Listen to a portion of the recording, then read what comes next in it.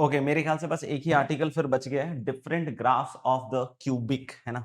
हमारे को different graphs of the cubic वाला आर्टिकल बच गया है। Rest we are done.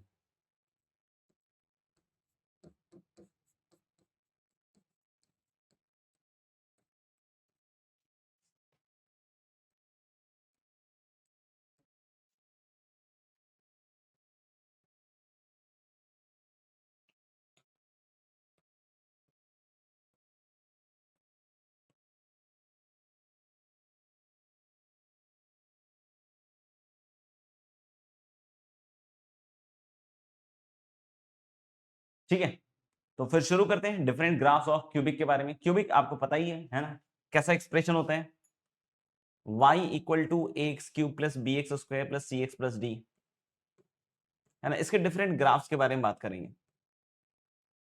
इसके डिफरेंट ग्राफ्स के बारे में बात करेंगे। ऑफ कोर्स हम लोग बोलेंगे क्या कि यहाँ पे एक ऐसी क्वांटिटी होगी बच्चों नॉन जीरो, और a b c d all belongs to r, a b c d belongs to are, है ना। तो ए नॉन जीरो होगा और ए बी सी डी हम लोग ऑल बिलोंग्स टू क्या कह रहे हैं, आर। ठीक है भाई, ठीक है। तो this is the graph of what, a cubic. अब इसके ग्राफ के बारे में बात करते हैं। तो ग्राफ में बात करने से पहले हम इसके रूट्स के बारे में बात करते हैं ना, कि what are the different possibilities of the root, है ना। तो हेलो, लेकिन सबसे पहले इसके इक्वेशन को टटोलते हैं। तो हम लोगों ने कि अगर इस इक्वेशन की बात करें, इसके कोरस्पॉन्डिंग इक्वेशन की, like this, a x cube plus b x square plus c x plus d equal to zero. तो इसके रूट के पर्सपेक्टिव से अगर हम बात करें तो देयर आर डिफरेंट आइडियाज। एक तो आइडिया ये हो सकता है three real roots, three real and distinct roots, तीनों रूट रियल हो और डिस्टिंक्ट हो, three real and distinct roots. दूसरा आइडिया हो सकता है थ्री रियल रूट्स, जैसे बच्चों क्या हो सकता है कि दो कोइंसिडेंट हो, है ना, आप खुद भी सोचिएगा, है ना, और एक different than the two coincident. ठीक है, तीसरा केस क्या हो सकता है कि थ्री रियल एंड कोइंसिडेंट, मतलब तीनों के तीनों सेम हो जाए।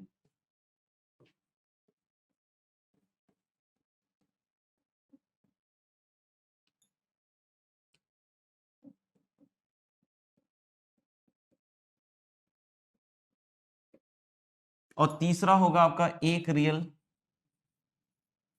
है ना, प्लस दो ना रियल, सॉरी दो नॉन रियल, है ना। तो अगर हम रूट्स के पॉइंट ऑफ व्यू से बात करें तो आप सभी भी एग्री करेंगे मेरे ख्याल से। इसके अलावा और कोई केस हो तो बताइएगा, है ना।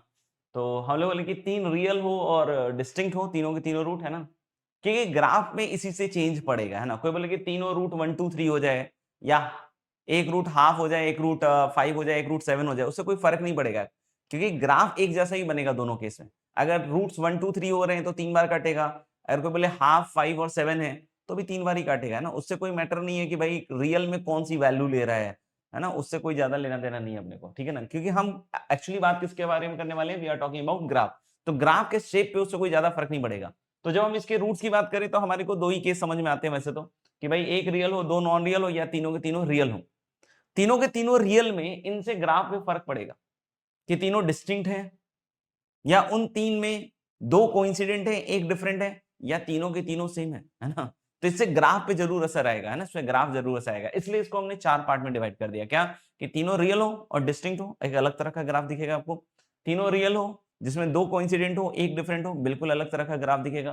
तीनों रियल एंड कोइंसिडेंट रूट्स हो, मतलब तीनों रियल हो और तीनों के तीनों सेम हो, है ना, एक अलग तरह का ग्राफ दिखेगा। एक रियल प्लस दो इमेजिनरी, एक अलग तरह की चीज दिखेगी। समझ में आएगा। तो this is how you can divide according to roots. और कोई पॉसिबिलिटी आपको समझ में आती है तो आप बोलिए, सो दैट कि हम बात कर पाए उस पर, है ना। अगर नहीं लगती है तो ओके कर दीजिए, लिख लिया हो तो।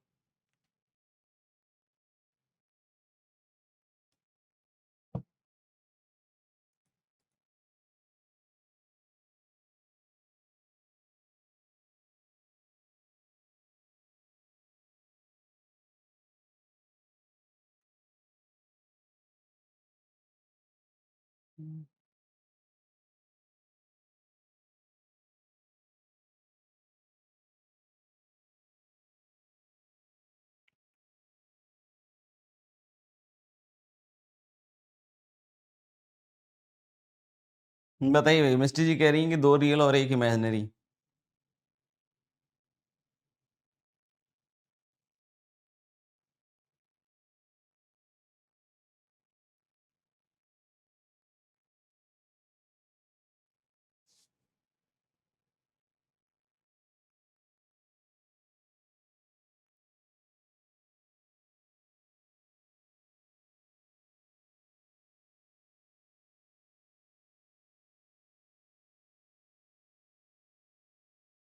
क्या लग रहा है 2 रियल और 1 इमेजिनरी के बारे में आप लोगों को? हो तो सकता है ना, है ना? एक और सवाल आया, 2 रियल और 1 नॉन रियल आ सकता है। अक्षत का भी सवाल आ रहा है कि 2 रियल 1 नॉन रियल हो सकता है क्या?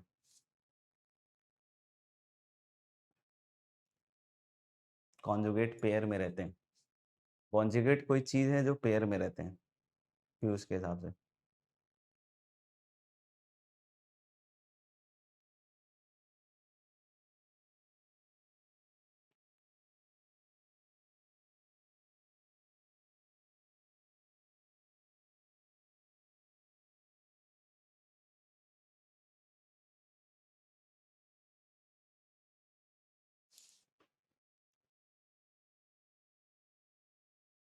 चलिए, मेरे ख्याल से किसी के पास कोई जवाब नहीं है। पीयूष ने बस थोड़ा बहुत ट्राई किया है, लेकिन जो ट्राई किया है वो आधा-अधूरा ही ट्राई किया है। चलिए, हार्दिक ने लिख दिया फाइनली, है ना? That's good. तो भाई एबीसीडी रियल है ना? तो अगर एबीसीडी रियल है और आपने एक रूट इमेजिनरी लिया और बाकी 2 रियल लीजिएगा, तो जैसे आप कैसे लीजिएगा? x-2 into x-3 into x-3 plus 2 iota times. तो जब आप मल्टीप्लाई करके किसी भी दिन देखिएगा, तो आपको रूट उसके जो कोएफिशिएंट्स है वो रियल नहीं दिखेंगे, उसके कोएफिशिएंट्स इमेजिनरी दिखेंगे। यहाँ पहली लाइन में बतलाया गया है भाई कि एबीसीडी जो है सबके सब रियल हैं। अगर एबीसीडी कोएफिशिएंट्स रियल हैं, तो अगर रूट इमेजिनरी होता है, तो बार-बार बतलाया जा चुका है कि they must occur in conjugate pair, है ना? They must occur in conjugate pair. तो हम लोग कह सकते हैं कि भाई यहाँ पे जैसा कि एबीसीडी रियल है, तो 2 रियल और 1 इमेजिनरी वाला केस अभी तो नहीं आ पाएगा, है ना? नहीं आ पाएगा अभी, क्योंकि कोएफिशिएंट्स कैसे हैं? रियल है। क्लियर है तो बताइए, फिर आगे बढ़ें।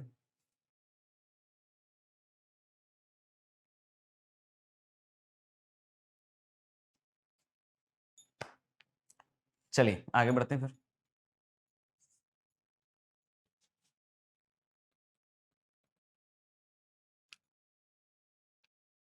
ओके। अब जरा हम इसके ग्राफ के बारे में थोड़ा-सा थॉट प्रोसेस डेवलप करने की कोशिश करते हैं ना, इसके ग्राफ के बारे में, कि जब 3 रियल एंड डिस्टिंक्ट है तो ग्राफ किस तरह का नज़र आ सकता है ना? कोई बोले कि सर 3 रियल रूट्स और 2 कोइंसिडेंट और 1 डिफरेंट हो तो किस तरह का ग्राफ हो सकता है? 3 रियल एंड कोइंसिडेंट हो तो कैसा होगा? 1 रियल और प्लस 2 डिफरेंट हो, मतलब 2 नॉन रियल हो तो कैसा ग्राफ होगा, है ना? तो सोच के बताइए, है ना? कि किस तरह के ग्राफ्स पॉसिबल है, क्योंकि देखो क्यूबिक 2 तरह के हो सकते हैं। क्यूबिक एक तो हो सकता है मोनोटोनिक और एक हो सकता है नॉन मोनोटोनिक। 2 तरह के क्यूबिक होते हैं, वैसे तो मैं बतला रहा हूँ। बाकी अगर तीसरा तरह का भी कोई अगर निकले आपके लिए तो बताइएगा ज़रूर, है ना? बाकी हम लोगों ने 2 तरह के क्यूबिक होते हैं। एक तो ग्राफ उसका मोनोटोनिक ग्राफ होता है, और मोनोटोनिक मतलब थ्रू आउट इंक्रीजिंग हो सकता है या थ्रू आउट डिक्रीजिंग हो सकता है। और एक वैसा हो सकता है जो नॉन मोनोटोनिक हो, नॉन मोनोटोनिक मतलब इंक्रीज भी करे, डिक्रीज भी करे, है ना? इस तरह के ग्राफ्स, राइट? तो इन चारों केसेस में, है ना? इन चारों केसेस में कोई बतला सकता हो कि भाई जैसे इसको मैं केस 1 बोल रहा हूँ, इसको 2 बोल रहा हूँ, इसको 3 बोल रहा हूँ, इसको 4 बोल रहा हूँ, कि इन इन इन चारों में से कितने ऐसे होंगे जो मोनोटोनिक वाली क्लास में आएंगे और कौन होंगे जो नॉन मोनोटोनिक वाली क्लास में आएंगे? इन चारों में आपको बतलाना है अपनी समझ-बूझ से, है ना? जो भी आपके अंदर घुटने में शक्ति क्षमता बैठ रही हो उसके हिसाब से सोचिए, और सोचने के बाद बताइए कि इन चारों में से कितने ऐसे होंगे जो मोनोटोनिक वाले में जाएंगे। नंबर बतलाना है आपको जो मोनोटोनिक की साइड जाएंगे, और वो नंबर बतलाइए जो नॉन मोनोटोनिक की साइड जाएंगे। देखिए एक बार।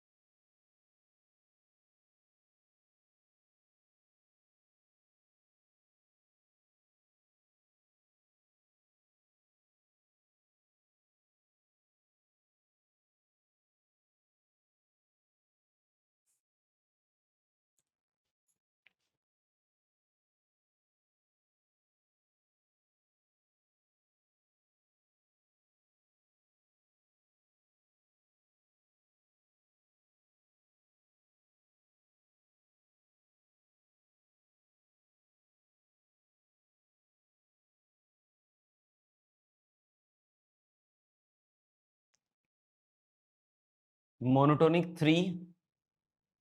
3 नंबर मोनोटोनिक में आ रहा है हार्दिक का, और 1 2 का 4 इनका जा रहा है नॉन मोनोटोनिक में। 2 मोनोटोनिक, रेस्ट नॉन मोनोटोनिक का। ऐसा लग रहा है कि हार्दिक का छाप दिया गया है। सॉरी, देखे आगे मत लिख देना मनीष जी। 1 3 non monotonic. अच्छा,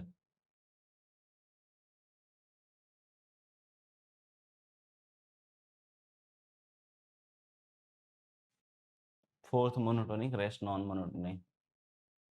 1 2 4 नॉन मोनोटोनिक। अच्छा,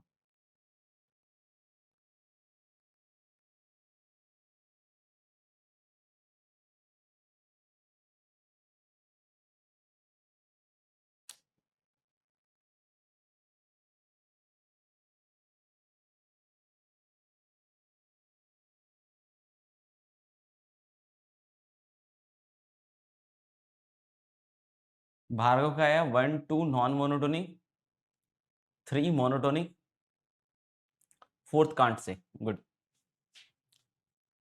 तो बिल्कुल सही है भार्गव का। कांट से मतलब वो दोनों साइड जा सकता है। मतलब हम लोग बोले मोनोटोनिक में 3, नॉन मोनोटोनिक में 1 2। किसी को भैया 1 वाला मोनोटोनिक दिख रहा है तो यार बहुत खतरनाक आंखें हैं आपके, है ना। एक बार उसकी फोटो खींच के जरूर भेजिएगा। अगर 1 आपको नॉन मोनोटोनिक लग रहा है, आप सोचिए, मतलब 3 बार एक्स एक्सिस को काटने के बावजूद अगर आपको लगता है कि एक क्यूबिक भाई मोनोटोनिक हो सकता है ना, एक क्यूबिक मोनोटोनिक हो सकता है, तो खतरनाक आंखें हैं। जरूर फोटो खींचिएगा अपनी आंखों की और भेजिएगा जरूर, है ना। बहुत खतरनाक आंखें हैं। तो भाई ये क्लियर है कि ये वाला जो केस है ना, 3 रियल एंड डिस्टिंक्ट, इसमें तो नॉन मोनोटोनिक ही आएगा।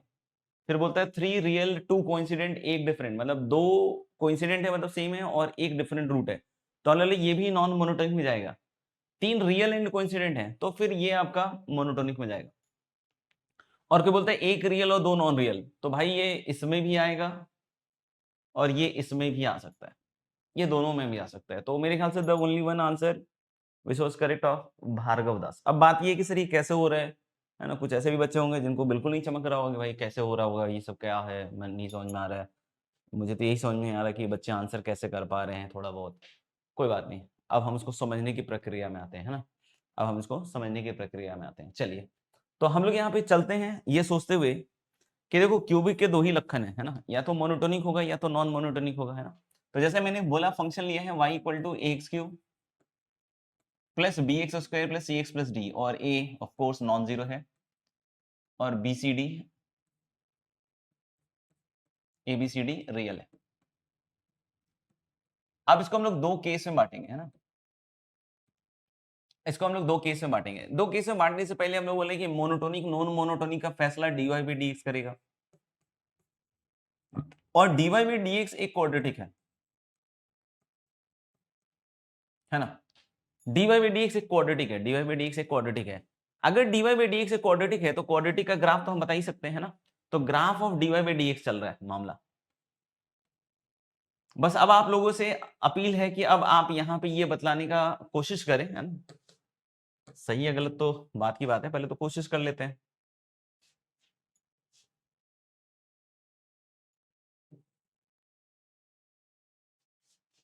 ये graph of dy by dx है दोस्त, ठीक है। तो हम लोग बोल सकते हैं कि जब ग्राफ बनाएंगे dy बाई dx का तो क्वाड्रेटिक है। क्वाड्रेटिक में देखो अलग अलग तरह के ग्राफ हो सकते हैं। एक graph can be like this, a graph can be like this.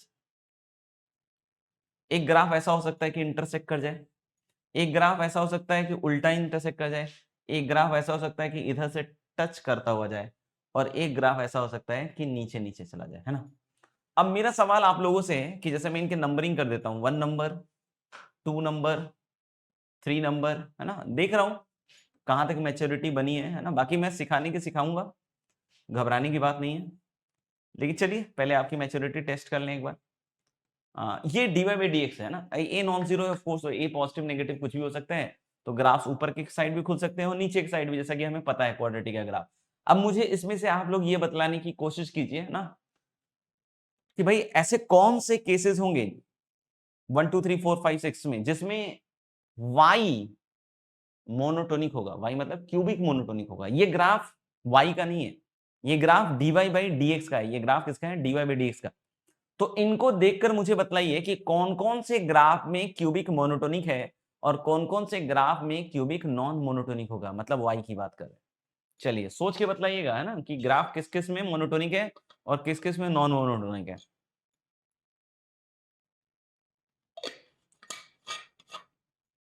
है ना, सोच के बतलाइएगा। 1 2 3 4 5 6 में कौन से मोनोटोनिक, किस किस में मोनोटोनिक ग्राफ बनेगा और किस में नॉन मोनोटोनिक।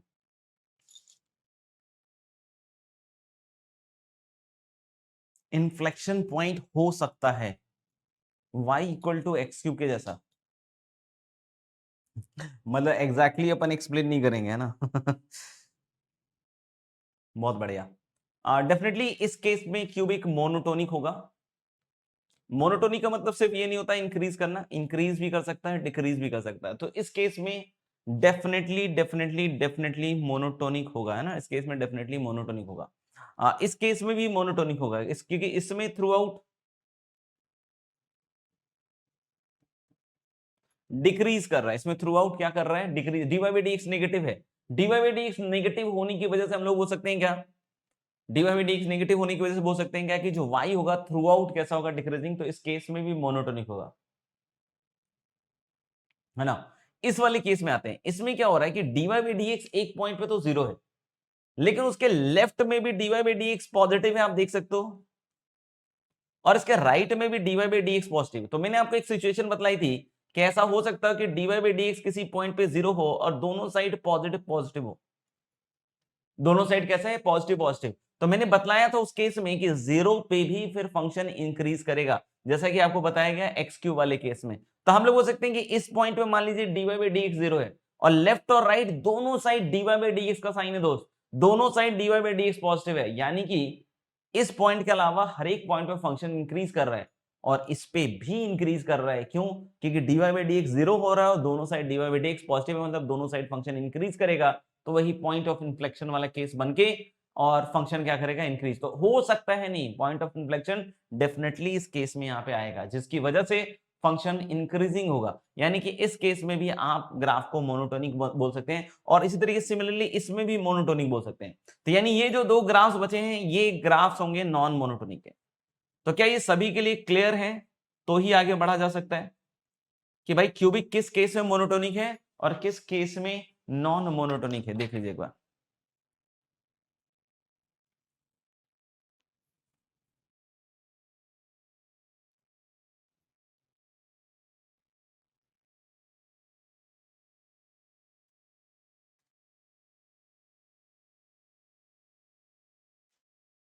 चलिए तो अब हम केसेस में डील करेंगे। केस वन,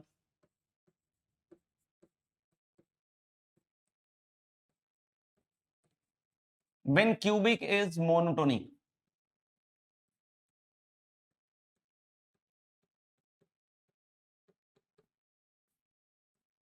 है ना, when cubic is monotonic. Monotonic की बात कर रहे हैं तो y इक्वल टू देखो भाई a x cube plus b x square plus c x plus d है,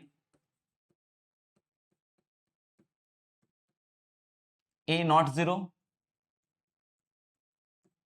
and a b c d belongs to are, है ना, a not equal to zero and a b c d belongs to are, है ना। तो अब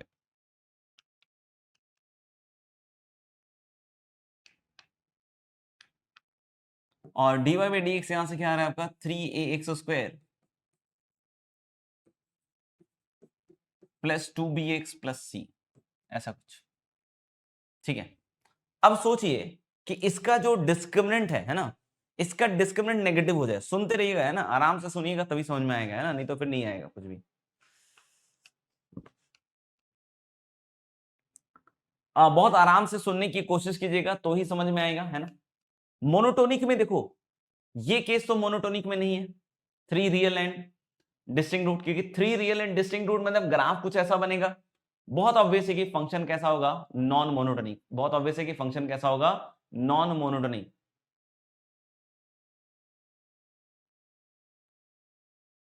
ठीक है, दूसरी केस की बात कर रहे हैं भाई कि three real two coincident and one different. तो इस तरह का कुछ ग्राफ होगा बच्चों, है ना, क्यूबिक का ग्राफ कुछ इस तरह से होगा।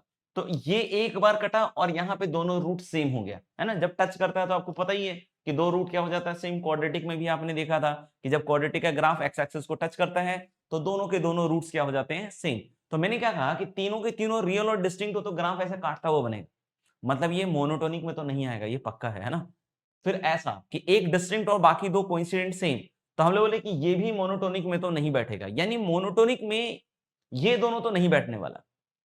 सुनना ध्यान से, तो मोनोटोनिक में क्या बैठ सकता है, एक तो ये 3 रियल एंड कोइंसिडेंट रूट, और दूसरा एक रियल प्लस दो नॉन रियल, है ना, एक रियल प्लस दो नॉन रियल। क्या यहां तक के कंक्लूजन और समझदारी से अपन वाकिफ हो चुके हैं कि ये दोनों मोनोटोनिक में नहीं होगा, ये नॉन मोनोटोनिक में डिस्कस होगा, है ना।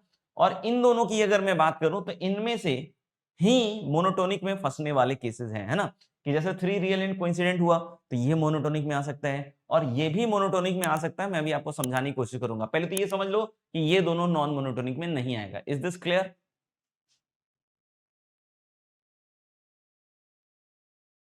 ठीक है, तो इसको लेते हुए हम आगे बढ़ते हैं ना। अब सुनिएगा ध्यान से, अब सुनिएगा आराम से। जैसे मैंने क्या कहा कि अगर तीनों रूट रियल एंड कोइंसिडेंट है, तीनों रूट रियल एंड कोइंसिडेंट है, तो क्यूबिक कैसा होगा? Cubic must be of this form a into x minus alpha का होल क्यूब टाइप का फॉर्म। तीनों रूट रियल एंड कोइंसिडेंट है, मतलब क्या हुआ भैया कि तीनों के तीनों रूट सेम होंगे। जैसे अगर एक अल्फा है तो दूसरा भी अल्फा होगा, तीसरा भी अल्फा होगा, यानी उस केस का क्यूबिक तो ऐसा ही होगा। उस केस का क्यूबिक तो ऐसा ही होगा, मानते हो बात को? उस केस का क्यूबिक ऐसा ही होगा, a into x minus alpha का होल क्यूब टाइप का, अगर तीनों रूट रियल और कोइंसिडेंट है तो, है ना। तीनों रूट रियल और कोइंसिडेंट है तो आप समझते हो तीनों रूट रियल और कोइंसिडेंट सेम है। तो अगर एक रूट अल्फा है, दूसरा रूट भी अल्फा, तीसरा भी अल्फा, यानी कि x minus alpha x minus alpha x minus alpha तीन फैक्टर होंगे। तो x minus alpha x minus alpha x minus alpha तीन फैक्टर होंगे, तो एक्स माइनस अल्फा का होल क्यूब, और एक इसके लिए just to maintain coefficient of x cube, है ना, और कुछ नहीं। तो अब इसका dy बाई dx जरा एक बार सोचिए आप, इसका dy बाई dx का जो डिस्क्रिमिनेंट होगा वो कैसा होगा? मुझे ऐसा लगता है कि इसका dy बाई dx एक परफेक्ट स्क्वायर है क्यूबिक में, सॉरी क्वाड्रेटिक में एक परफेक्ट स्क्वायर है। तो dy बाई dx अगर एक परफेक्ट स्क्वायर है तो इसका d डेफिनेटली 0 होगा। मतलब जब कभी भी तीनों रूट रियल और कोइंसिडेंट हो रहा होगा, तीनों रूट रियल और कोइंसिडेंट हो रहा होगा, तो dy बाई dx का डिस्क्रिमिनेंट 0 होगा। आपने मेरा स्टेटमेंट ध्यान से सुना हो तो ही समझ में आएगा, है ना। नहीं सुन रहे होगे, अपने मन में अलाय बुक जो चल रहा होगा तो अलग बात है ना। तो हम लोग बोल रहे हैं क्या कि अगर तीनों रूट रियल एंड कोइंसिडेंट है तो उसके dy बाई dx का डिस्क्रिमिनेंट पक्का 0 आ रहा होगा।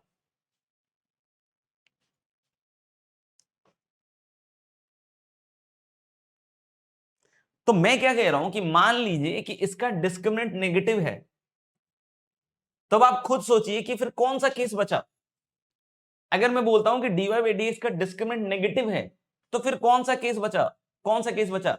ये तो डिस्क्रिमिनेंट नेगेटिव में नहीं आएगा क्योंकि ग्राफ या तो थ्रू आउट इंक्रीज करेगा या थ्रू आउट डिक्रीज करेगा, तो ये नहीं बनेगा, ये भी नहीं बनेगा। और डी नेगेटिव पे ये भी नहीं बन रहा है, ये भी नहीं बन रहा है, क्योंकि 3 रियल और कोइंसिडेंट के लिए मैंने आपको दिखा दिया d0 का dy बाई dx का। तो डी नेगेटिव में बस एक ही बच गया, एक रियल और प्लस दो इमेजिनरी, एक रियल और प्लस दो इमेजिनरी। मतलब dy बाई dx का डिस्क्रिमिनेंट अगर नेगेटिव है ध्यान रखना, दिस इंप्लाइज कितने रूट रियल होंगे? एक रियल और प्लस दो इमेजिनरी, दो इमेजिनरी, है ना। और आपने ऐसे बहुत सारे देखे भी होंगे, है ना, बहुत सारे ऐसे देखे भी होंगे। जैसे मैं एक मल्टीप्लाई करके ले लेता हूं क्योंकि मेरे को अभी एग्जैक्टली तो याद नहीं है कोई ऐसा क्यूबिक, और रटना चाहता भी नहीं हूं मैं, है ना। जैसे ये है, मान लो ये एक क्यूबिक होगा, है ना, ये क्यूबिक होगा, पक्की बात है, ये क्यूबिक होगा। तो यानी इसको जब मल्टीप्लाई करोगे ना, देखना एक्स क्यूब, आप देखना इसका dy बाई dx, उसका डिस्क्रिमिनेंट नेगेटिव आ जाएगा, एक रियल है और बाकी दो इधर से इमेजिनरी आएंगे। X cube minus x square minus 4x square minus 5x square minus 4x plus 5x is x minus 5, ये देखो क्यूबिक है। इसका dy बाई dx निकालो, f डैश x कितना आ रहा है? 3x स्क्वायर, है ना। फिर इधर से कितना आएगा? खैर ये तो उसमें भी बन सकता है, नॉन मोनोटोनिक में भी बन सकता है।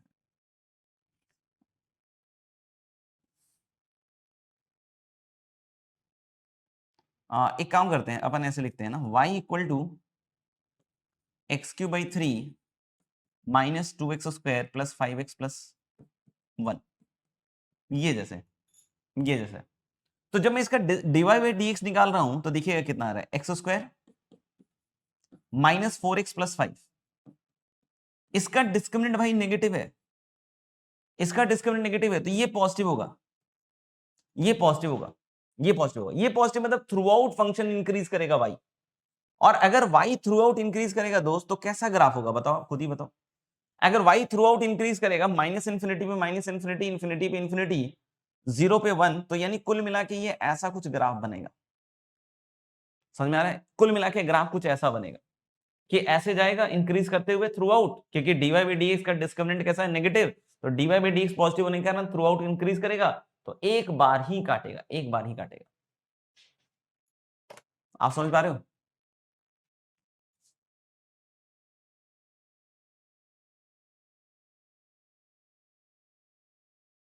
यानी अगर आप समझ पाए होंगे यहां तक का लॉजिक, तो ये समझिएगा कि y अगर एक क्यूबिक लेते हैं तो dy बाई dx अगर एक क्वाड्रेटिक आ रहा है जैसा कि देख रहे हैं और इसका डिस्क्रिमिनेंट नेगेटिव है, तो इसका dy बाई dx हमेशा पॉजिटिव या नेगेटिव होगा, यानी फंक्शन थ्रू आउट इंक्रीज करेगा या थ्रू आउट डिक्रीज करेगा। तो अगर थ्रू आउट इंक्रीज या थ्रू आउट डिक्रीज करेगा तो सिर्फ एक ही पॉइंट पे एक्स एक्सिस को काटेगा, तो एक ही पॉइंट पे काटेगा, तो यानी एक रियल होगा और बाकी दो कैसे होंगे, इमेजिनरी होंगे, है ना, एक रियल होंगे और बाकी दो कैसे होंगे, इमेजिनरी होंगे।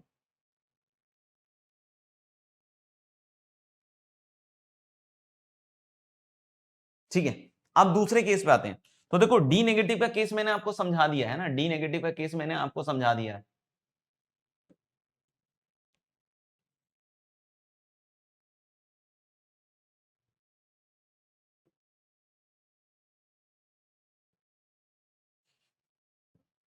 अब d इक्वल टू जीरो पे आते हैं, है ना, मोनोटोनिक में हम d इक्वल टू जीरो पे आते हैं ना, d इक्वल टू जीरो। कुछ डाउट हो तो बोल देना, है ना। तो मेरे ख्याल से देखो तीन केस थे, d नेगेटिव, d जीरो और d पॉजिटिव। d पॉजिटिव तो बाद में बात करेंगे, है ना। तो मैंने d नेगेटिव का क्लियर कट कर दिया कि एक रूट रियल और बाकी दो इमेजिनरी है। तो देखो मोनोटोनिक में आ गया ना, एक रूट रियल और बाकी दो इमेजिनरी, है ना, आ गया। दूसरा केस हम लोग बोल रहे हैं बच्चों कि जैसे dy बाई dx का डिस्क्रिमिनेंट जीरो हो, तो आप थोड़ा सोच के बताओ कि dy बाई dx का डिस्क्रिमिनेंट जीरो हो तो क्या कह सकते हैं, तीनों रूट रियल और इक्वल। dy बाई dx का डिस्क्रिमिनेंट अगर जीरो हो तो क्या कह सकते हैं, तीनों रूट रियल और इक्वल। सोच के बतलाना, बताओ भाई। dy बाई dx का डिस्क्रिमिनेंट नेगेटिव है, तब तो क्लियर हो गया कि एक रूट रियल और बाकी दो इमेजिनरी है।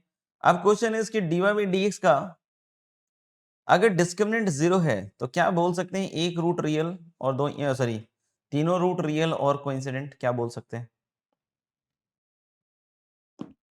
सुनिएगा बच्चों, है ना, बड़ा इंटरेस्टिंग सा पॉइंट है ना, कि अगर y इस तरह का है ना, और y देखो दो तरीके से लेते हैं। एक तो देखो जैसे मैंने y को ले लिया, मान लीजिए x माइनस वन का होल क्यूब, ऐसा लिया। आप समझ रहे हो, इसके तीनों रूट है ना, x equal to one one one है, और इसका जब dy बाई dx निकालिएगा तो ऑफ कोर्स ये एक परफेक्ट स्क्वायर होगा, है ना, ऑफ कोर्स एक परफेक्ट स्क्वायर होगा, और इसका d जीरो होगा, इसका d जीरो होगा। आप ओपन करके देख लो, है ना, अगर विश्वास नहीं हो रहा है तो। दूसरा अगर हम लोग बोलते हैं, मान लीजिए इस तरह का लेते हैं, x cube minus three x square plus three x, है ना। मैंने एक्चुअली इस तरह का एक फंक्शन लिया है, एक्स माइनस वन का होल क्यूब माइनस वन, ऐसा एक फंक्शन लिया, एक ऐसा फंक्शन लिया। आप देखो इसको ओपन करोगे ना, x cube minus three x square plus three x minus one, sorry minus two हो जाएगा ना यहाँ पे, माइनस टू, सॉरी, ये लिया मैंने, x cube minus three x square plus three x,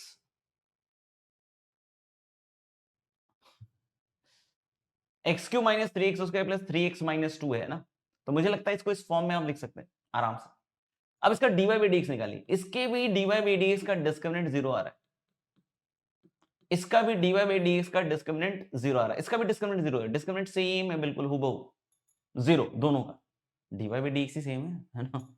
लेकिन उसके तीनों रूट भाई कोइंसिडेंट है, बट इसके तीनों रूट कोइंसिडेंट नहीं है, इसके तीनों रूट कोइंसिडेंट नहीं है। इसको थोड़ा लिखिएगा ना, a cube minus b cube से, तो एक फैक्टर आएगा a minus b, x minus one that is x minus two, दूसरा आएगा a cube minus b cube वाले से एक्स माइनस वन का whole square plus x minus one और प्लस वन, यानी कि this is going to be x minus 2 और इधर से आएगा x square minus 2x plus x minus x plus 1 minus 1 गया प्लस 1, ये ऐसा है।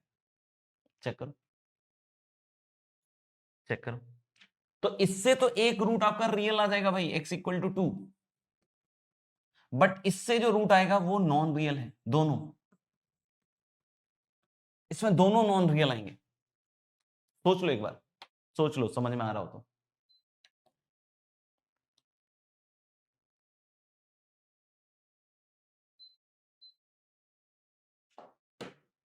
सोच लो एक बार।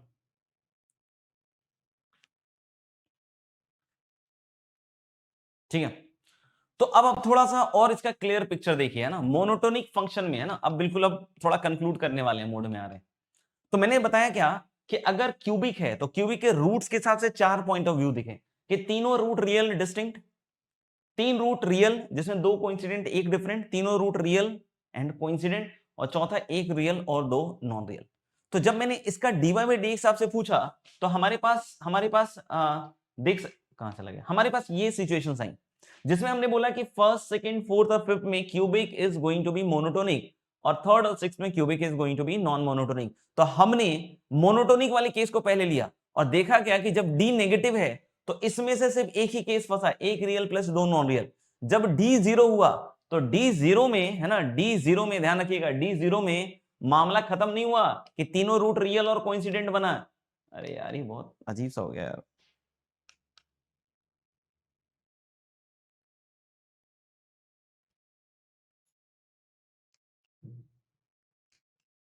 डी जीरो में हम लोग बोलेंगे मामला मामला थोड़ा सा ध्यान रखिएगा, डी नेगेटिव में तो क्लियर है कि एक रियल 2 कोइंसिडेंट, लेकिन जब डी जीरो हुआ तो भाई डी जीरो तो इस वाले का भी है और डी जीरो इस वाले का भी है, लेकिन इस वाले के तीनों रूट रियल एंड कोइंसिडेंट हैं, बट इसके तीनों रूट रियल और कोइंसिडेंट नहीं है।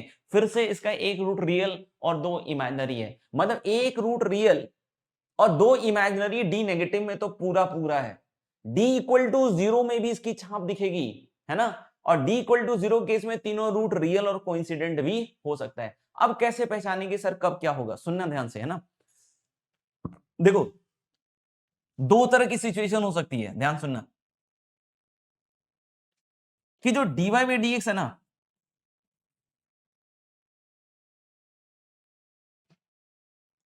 देखना जब y दो तरह की सिचुएशन में हो सकता है, एक तो इस तरह का situation a into x minus alpha का होल क्यूब टाइप का, और दूसरा एक y हो सकता है इस तरह के सिचुएशन में, इस तरह के सिचुएशन में, ये वाला देखो, है ना, a into x minus alpha का whole cube plus something b, where b is non zero, b is non zero, ऐसा कुछ हो, दो केस होगा, है ना। एक तो ऐसा हो सकता है y equal to a into x minus one alpha का होल क्यूब टाइप का, और दूसरा ये, दोनों ही केसेस में बच्चों बात कीजिएगा ना आप dy बाई dx की, दोनों ही केसेस में dy बाई dx यही आएगा, है ना। इसका डिस्क्रिमिनेंट कितने के बराबर आएगा, 0। अब सुनना ध्यान से, है ना, तो इसमें हम लोग पॉइंट क्या लिख रहे हैं, if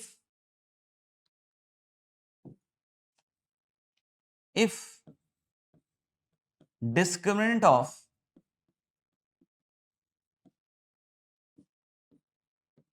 dy by dx is 0, discriminant किसका भाई, dy by dx का क्या है, 0, है ना। तो अगर dy by dx का डिस्क्रिमिनेंट दोस्त 0 है तो ऐसा कुछ बना होगा, परफेक्ट स्क्वायर बना होगा। आपको पता ही है कि जब भी एक क्वाड्रेटिक का डिस्क्रिमिनेंट 0 है तो क्वाड्रेटिक हमेशा एक परफेक्ट स्क्वायर होता है ना, मतलब दोनों रूट्स क्या होते हैं उसके, क्वाड्रेटिक के सेम होते हैं। आपने पढ़ा है ना कि d 0 है, अगर क्वाड्रेटिक का डिस्क्रिमिनेंट 0 है क्वाड्रेटिक का, तो उसके दोनों रूट सेम होते हैं। तो हम लोग बोले कि if discriminant of dy by dx 0, then dy by dx equal to 0 has a repeated root। तो dy by dx का एक रिपीटेड रूट होगा, जैसे आप देख सकते हो अल्फा रिपीटेड रूट है ना, dy by dx का एक रिपीटेड रूट होगा, अल्फा अल्फा, जैसे यहां भी दिख रहा है ना इसका अल्फा अल्फा, तो हमने लिखा dy by dx has a repeated root से अल्फा, है ना, dy by dx का एक रिपीटेड रूट होगा। तो हमने डिस्क्रिमिनेंट अगर dy by dx का 0 है, discriminant dy by dx quadratic है, उसका डिस्क्रिमिनेंट 0 का मतलब उसका सही लिख रहा हूं, discriminant of dy then dy by dx, हाँ सही है। तो हम लोग लिखिए डिस्क्रिमिनेंट अगर dy बाई dx का 0 है, मतलब d 0 हो गया क्वाड्रेटिक का, तो उसका रिपीटेड रूट होगा। तो हम लोग उस quadratic equation dy by dx equal to 0 has a repeated root alpha, and if f of alpha equal to 0 and f dash alpha equal to 0। अब देखना तो अल्फा रिपीटेड रूट है, अल्फा रिपीटेड रूट है तो देखना ये fx है, sorry f dash x है और ये fx है। तब आप देखो अगर f ऑफ अल्फा भी 0 है, f ऑफ अल्फा भी 0 है और f डैश अल्फा भी 0 है, f डैश अल्फा तो 0 है ही, अल्फा रिपीटेड रूट है ना, तो f of alpha f dash alpha दोनों 0 है, this implies 3 real and coincident root,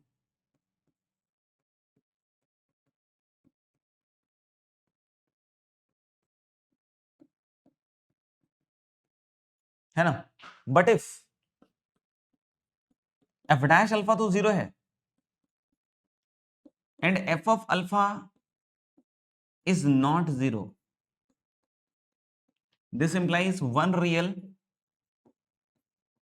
plus 2 imaginary roots। देख लो बहुत क्लैरिटी से समझाया जा रहा है ना, कि केस 1 जब हमने लिया कि क्यूबिक मोनोटोनिक है, तो क्यूबिक मोनोटोनिक में हमने देखा कि डी नेगेटिव, इससे पहले वाले पेज पे हमने देखा कि क्यूबिक मोनोटोनिक डी नेगेटिव में हो सकता है और डी 0 पे हो सकता है। तो मैंने बोला भाई जब डी नेगेटिव है तो डी नेगेटिव में बहुत सच्ची बात है कि भाई एक रूट रियल और दोनों के दोनों इमेजिनरी आएंगे। लेकिन जब मैंने बोला कि डी 0 हो रहा है, तो डी 0 में आपको मैंने दोनों तरह के एग्जांपल समझाया कि भाई ऐसा हो सकता है कि तीनों रूट रियल और कोइंसिडेंट वाला भी केस है, और ये वाला केस भी है जिसमें एक रियल है और दो कैसा है, नॉन रियल। तो दोनों केस दिखाया डी 0 में, है ना। तो मैंने बोला कि एक ऐसा स्ट्रक्चर हो सकता है और एक ऐसा स्ट्रक्चर हो सकता है, और इन दोनों केसेस का dy बाई dx सेम है, बट इस केस में तीनों रूट रियल और कोइंसिडेंट है, बट इस केस में एक रियल होगा बाकी दो कैसे होंगे, इमेजिनरी। इस केस में एक रियल होगा और बाकी दो कैसे होंगे, इमेजिनरी। तो इसको मैंने कैसे पकड़ा फिर कि dy बाई dx का डिस्क्रिमिनेंट जब 0 हो, मतलब कि dy बाई dx का डिस्क्रिमिनेंट 0, मतलब dy बाई dx एक क्वाड्रेटिक और उसके दोनों रूट सेम, मतलब ऐसा रिपीटेड रूट है ना। तो यानी हम लोग बोले कि अगर f ऑफ अल्फा और f डैश अल्फा दोनों 0 हो गया, तो यानी कि तीनों रूट रियल और कोइंसिडेंट। लेकिन f dash alpha 0 non, sorry यहां थोड़ा गड़बड़ा गया। एंड f डैश अल्फा अगर 0 है और f ऑफ अल्फा नॉन 0 है, तो हम साफ साफ बोल सकते हैं कि एक रूट रियल होगा और दो इमेजिनरी। अगर यहां तक क्लियर है तो बतला दीजिए यस लिखकर, अगर यहां तक क्लियर है तो लिख दीजिए यस, और फटाफट से लिख लीजिए तो हम नॉन मोनोटोनिक में चलेंगे। फिर फटाफट से यस लिख दीजिए, सब कुछ डन है तो नॉन मोनोटोनिक में चलेंगे। ठीक है, तो अगर आप लोगों का सबका डन हो गया है तो बिल्कुल एक काम कीजिए, है ना। अब सोचिए कि अब बस दो केस बच गया है ना, मोनोटोनिक नॉन मोनोटोनिक वाला, है ना। तो सोचिए कैसे हो पा रहा होगा, है ना, उसमें कौन कौन से केसेस आएंगे, कैसे आएगा, सोचिए। मोनोटोनिक का सोचिए, मोनोटोनिक का।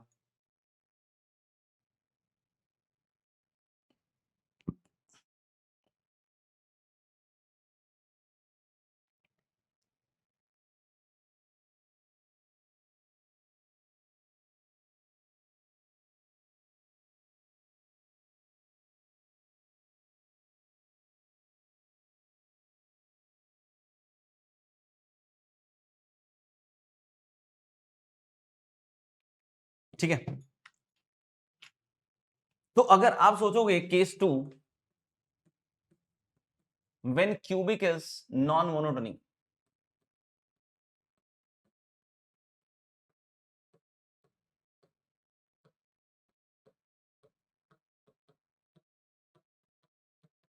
तो हम लोग बोले कि जो y equal to a x cube plus b x square plus c x plus d है,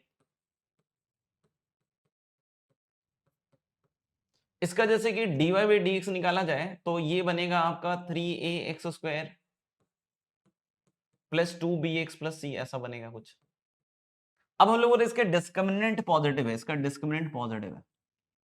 भाई अगर इसका डिस्क्रिमिनेंट पॉजिटिव है, मतलब इसके दो डिस्टिंक्ट रूट्स होंगे, डिस्टिंक्ट रूट्स,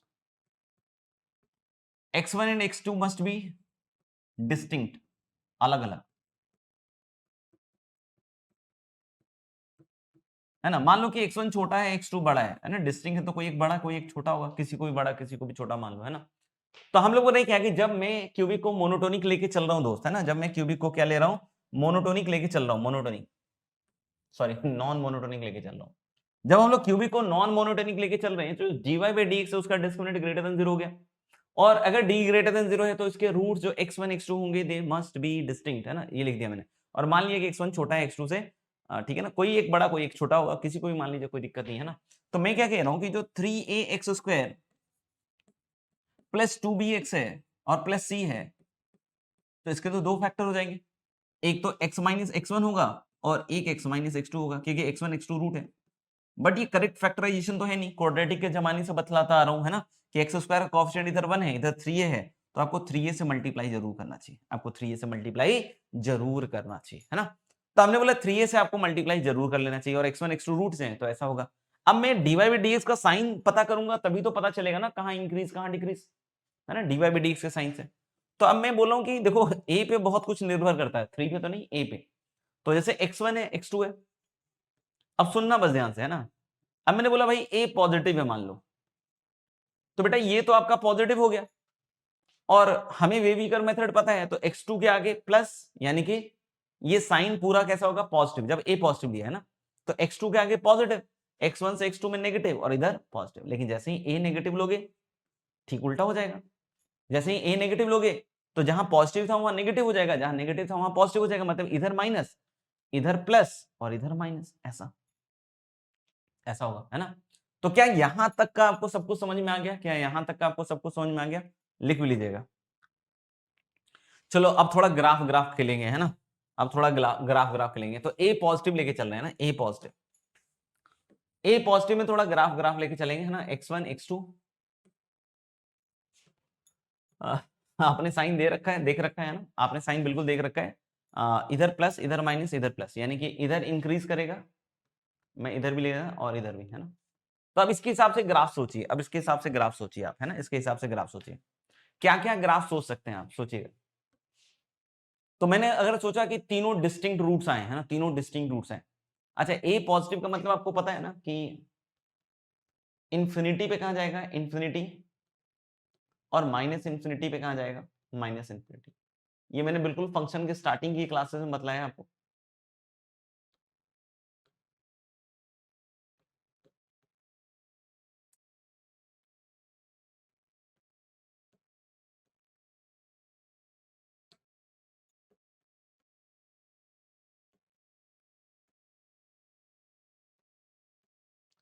सुनना, जब हम x को इंफिनिटी ले जा रहे हैं, तो मैंने बतलाया था कि जब x इंफिनिटी हो जाएगा तो ये सारी चीजें जीरो चली जाएंगी।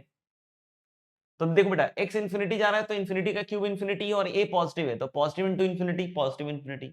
a पॉजिटिव है और x माइनस इंफिनिटी, तो ये कहां चला जाएगा आपका, माइनस इंफिनिटी। यानी ग्राफ बेटा माइनस इंफिनिटी से इंफिनिटी जा रहा है, और तीनों रूट रियल और डिस्टिंक्ट सोचते हैं। तो मैंने क्या बोला कि अगर सर देखो प्लस मतलब x1 तक इंक्रीज करेगा, कोई बोले सर x1 तक इंक्रीज करते करते सिर्फ यहां आया, तो बेटा अगर सिर्फ यहां तक आएगा तो इसके आगे तो डिक्रीज करना पड़ेगा फिर, और फिर इंक्रीज करेगा, तो क्या तीनों रूट रियल और डिस्टिंक्ट हो सकता है, आंसर इज नो।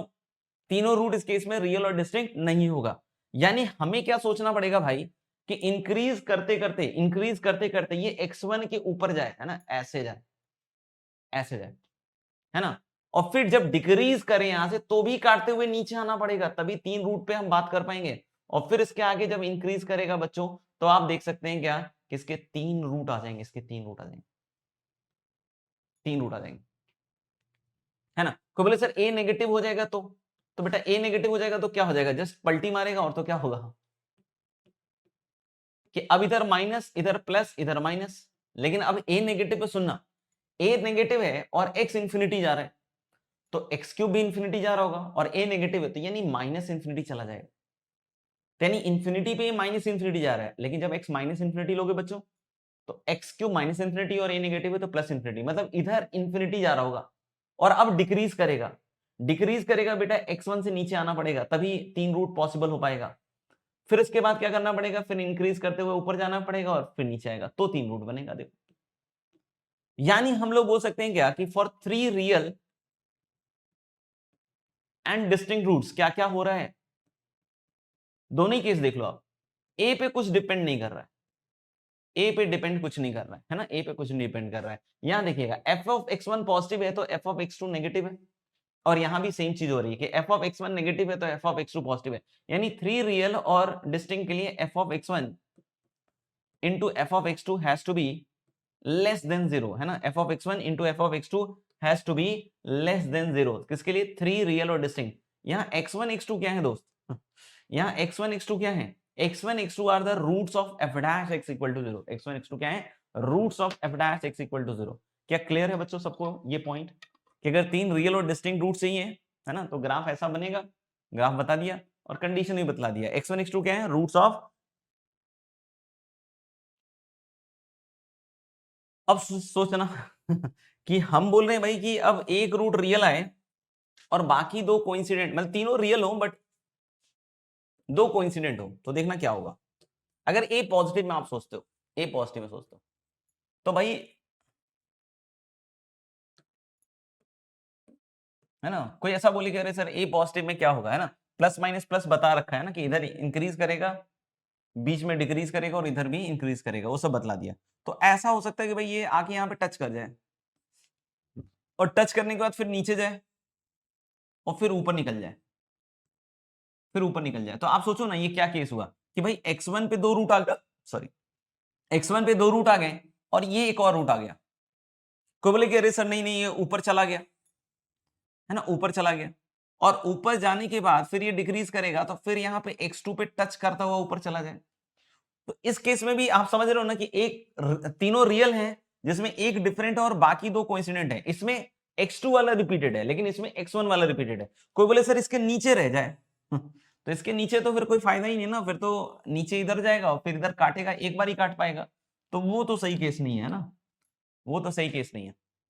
सोच लो आप, सोच लो आप, है ना। ये तो ए पॉजिटिव की बात हो गई। कोई बोले सर ए नेगेटिव में है, ए नेगेटिव में थोड़ा सा चेंज आ जाएगा कि इधर की साइड से डिक्रीज करता हुआ यहां गया, फिर ये इंक्रीज किया और फिर ये डिक्रीज किया, है ना। या फिर कोई हो जाए कि भाई नहीं नहीं नहीं सर नीचे तक चला गया, फिर इधर से टच करता हुआ चला गया, है ना। तो ये केसेस हैं जिसमें हम लोग बोल रहे हैं क्या कि तीनों रियल हैं और एक डिफरेंट है और बाकी दो कैसे हैं? कोइंसिडेंट। तो आप देख सकते हो कोई सा भी केस ले लो दोस्त, है ना, fx1 into fx2 is going to be 0,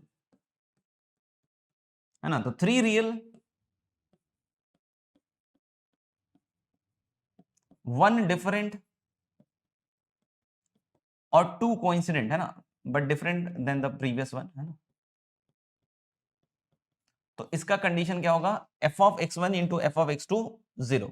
लेकिन x1 x2 क्या है? फिर से x1 x2 are the roots of, yes, f dash x equal to 0। तो मेरे ख्याल से लिख भी लिया होगा आपने, है ना। अब क्या मतलब वो वाला केस आएगा क्या, एक रूट रियल और बाकी दो इमेजिनरी? आंसर इज यस, आएगा। जैसे अगर एक केस ऐसा हो सकता है भाई, ए पॉजिटिव में ले लेते हैं पहले, x1 x2, कि ऐसा हो सकता है कि भाई x1 तक इधर नीचे ही रह जाए, है ना, और फिर नीचे जाए और फिर ऊपर ऐसे काट दे, या फिर ऐसा हो जाए कि ऊपर चला जाए और फिर ये x2 के ऊपर से निकल जाए। तो इन दोनों केसेस में देख सकते हो कि एक ही रूट रियल आया, बाकी दो इमेजिनरी हैं क्योंकि एक ही बार एक्स एक्सिस को काटा है। फिर इस केस में भी देख सकते हो एक रूट रियल है, बाकी दोनों कैसे हैं बच्चों? इमेजिनरी है ना। ए नेगेटिव में कोई बोले तो yes this is again possible. कैसे भाई? कि हम लोग बोल रहे हैं क्या कि इधर से ये डिक्रीज करता हुआ है ना, फिर इंक्रीज करे और फिर डिक्रीज कर जाए, या फिर डिक्रीज करता हुआ है फिर इंक्रीज करे और फिर ये ऐसे काटता हुआ जाए। तो अब सभी केसेस में देख सकते हो कि जो fx1 है ना, 1 रियल प्लस 2 नारियल 2 इमेजिनरी,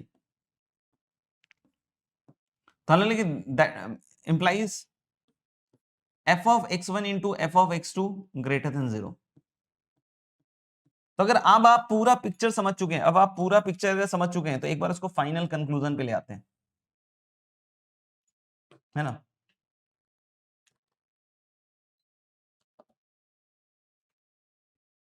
लिख जरूर लीजिएगा, है ना, लिख जरूर लीजिएगा। तो फाइनल कंक्लूजन पे आ जाते हैं, फाइनल कंक्लूजन पे आ जाते हैं बच्चों। अब मेरे ख्याल से सब कुछ क्लियर है आपके सामने, पिक्चर पूरी, है ना। तो हमने बोला कि डिफरेंट ग्राफ्स ऑफ क्यूबिक, हम लोग जो आज का लेक्चर देख रहे थे जिसमें हमने बोला कि भाई ये क्यूबिक है, जिसमें हम लोग बोले ए नॉन जीरो है और एबीसीडी रियल है ना। तो हमने बोला कि 4 पॉसिबिलिटीज हैं ग्राफ्स के शेप को ऑल्टर करने के लिए ना, और वो रूट्स के हिसाब से डिपेंड करेगा क्योंकि रूट्स के हिसाब से ऊपर नीचे होगा जो भी होगा ग्राफ में। तो 3 रियल और डिस्टिंक्ट रूट्स हो, 3 रियल रूट्स, 2 कोइंसिडेंट 1 डिफरेंट हो, या 3 रियल एंड कोइंसिडेंट और 1 रियल प्लस 2 ना रियल। तो ये जो भाई एक रियल और दो नॉन रियल है ना, ये सब जगह घुसा हुआ है। ये डी नेगेटिव में तो पूरा पूरा है, डी जीरो में भी है और डी पॉजिटिव में भी है ना, तीनों में है ये। लेकिन जब हम डी नेगेटिव की बात करें तो एक रियल और दो इमेजिनरी, बस यही है ना, और कुछ नहीं है इसमें। दूसरा, जब डी जीरो होगा तो उसमें एक रियल प्लस दो इमेजिनरी और साथ ही साथ इसका आएगा थ्री रियल एंड कोइंसिडेंट वाला। उसके लिए मैंने क्या बताया आपको तरीका, कि भाई dy बाई डी का डिस्क्रिमिनेंट जीरो होगा, और अगर dy बाई डी का डिस्क्रिमिनेंट जीरो होगा तो डेफिनेटली dy बाई डी के रिपीटेड रूट होंगे, उसको अल्फा बोल दिया। और एफ ऑफ अल्फा और एफ डैश अल्फा दोनों जीरो हो रहे हैं तो तीन रियल और कोइंसिडेंट हो जाएगा। लेकिन अगर f of alpha non zero है, f dash alpha of course zero है, तो हम लोग बोलेंगे कि एक रियल प्लस दो इमेजिनरी आ जाएगा। फिर हमने बोला कि अच्छा डिस्क्रिमिनेंट अगर ग्रेटर देन जीरो हो जाए तो ऑफ कोर्स एफ डैश के दो रियल रूट्स आ जाएंगे x1 x2, और x1 x2 आने के बाद अगर fx1 इंटू fx2 नेगेटिव है तो three real and distinct, fx1 into fx2 zero है तो थ्री रियल दो कोइंसिडेंट एक डिफरेंट, और fx1 इंटू fx2 पॉजिटिव है तो फिर से एक रियल और प्लस दो इमेजिनरी आ जाएगा। क्या बात क्लियर हो गई सारी? ठीक है, नोट करके बस एक लाइन लिखना है आपको इसके आगे, है ना, नोट करके एक लाइन लिखिए। Every graph of cubic, every graph of cubic has exactly one point of inflection. Every graph of cubic has exactly one point of inflection. Every graph of cubic has exactly one point of inflection. Cubic के किसी भी graph की बात कीजिएगा exactly एक ही point of inflection होगा। आपको बोले सर कैसे एग्जैक्टली वन पॉइंट, तो देखो ना, कॉमन सेंस लगाओ। हमने बोला कि पॉइंट ऑफ इन्फ्लेक्शन के लिए कैसे निकालते हैं, double derivative. Double derivative not defined तो कहीं नहीं होगा, कि क्यूबिक है तो डेरिवेटिव भी एग्जिस्ट करेगा और डबल डेरिवेटिव भी एग्जिस्ट करेगा, है ना, डबल डेरिवेटिव भी एग्जिस्ट करेगा। तो मैंने बोला क्यूबिक का डबल डेरिवेटिव लीनियर होगा। सोचो, एक क्यूबिक का डबल डेरिवेटिव लीनियर होगा, तो और लीनियर अगर है तो of course d2y by dx2 एक पॉइंट पे तो जीरो हो गई, और उस पॉइंट पे क्यूबिक पॉलिनोमियल है तो कंटिन्यूअस भी होगा। फिर साथ ही साथ क्या होगा, टेंजेंट लाइन भी आ जाएगा, और तीसरा लीनियर है तो कॉन्केविटी चेंज भी करेगा, है ना, ऑफ कोर्स, है ना। तो लिख लीजिएगा, every graph of cubic has exactly one point of inflection, मतलब एक ऐसा पॉइंट होगा जहां के अबाउट कॉन्केविटी चेंज हो जाएगा। ठीक है भाई।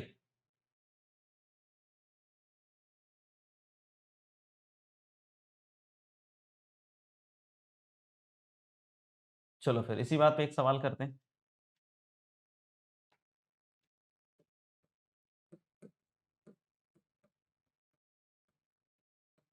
If the cubic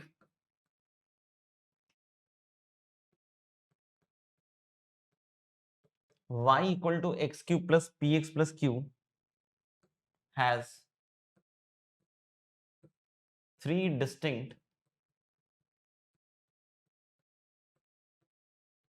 real roots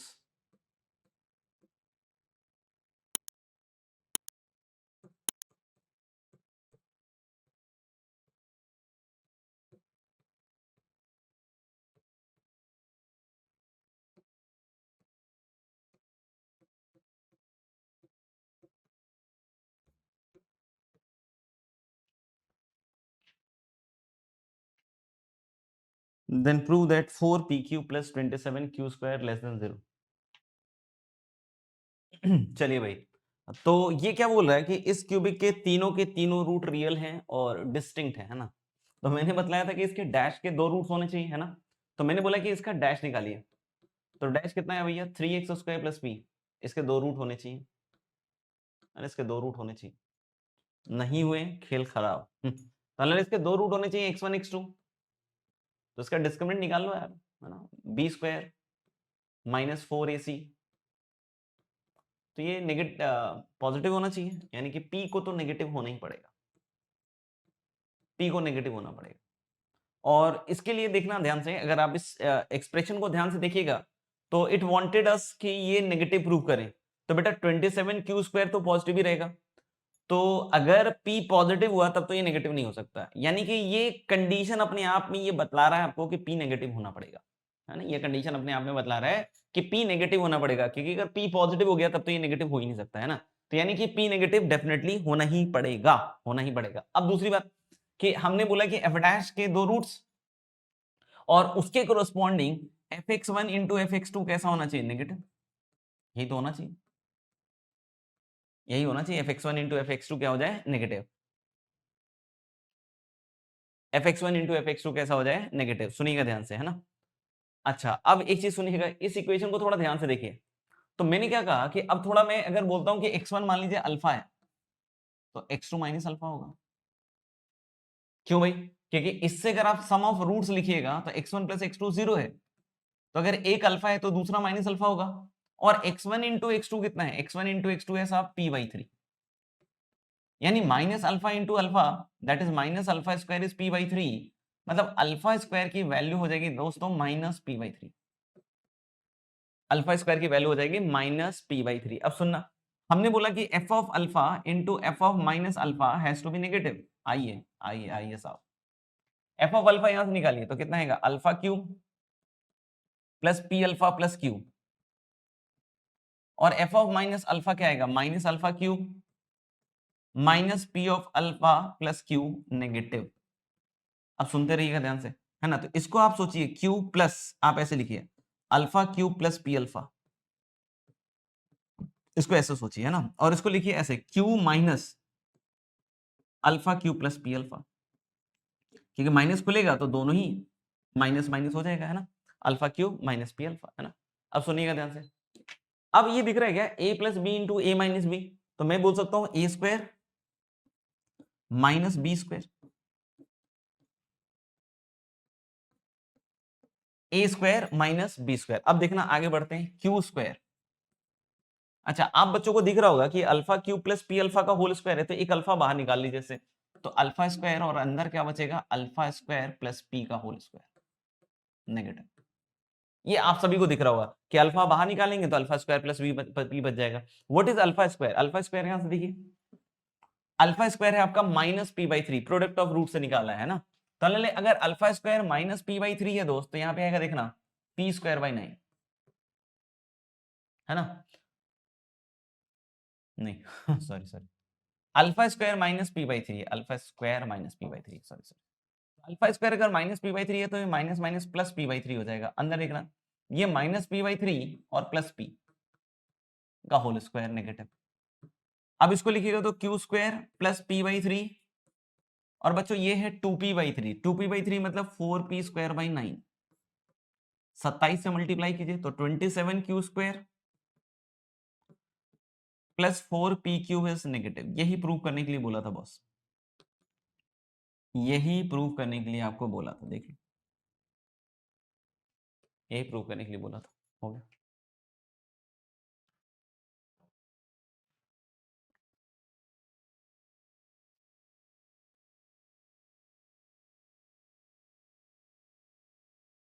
clear?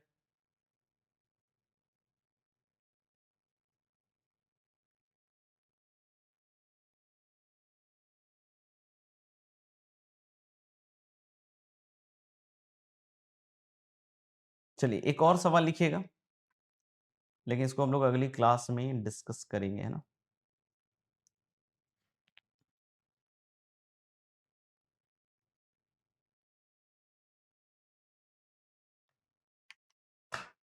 चलिए अगला सवाल है, फॉर ए क्यूबिक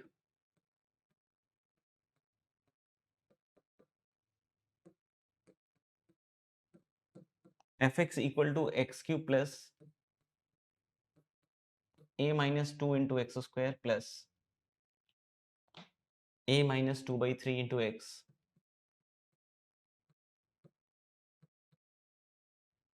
प्लस 2, है ना। इसके आगे का क्वेश्चन मैं डिक्टेट कर रहा हूँ, है ना। इसके आगे का क्वेश्चन मैं डिक्टेट कर रहा हूँ, तो सब लिखते जाइएगा।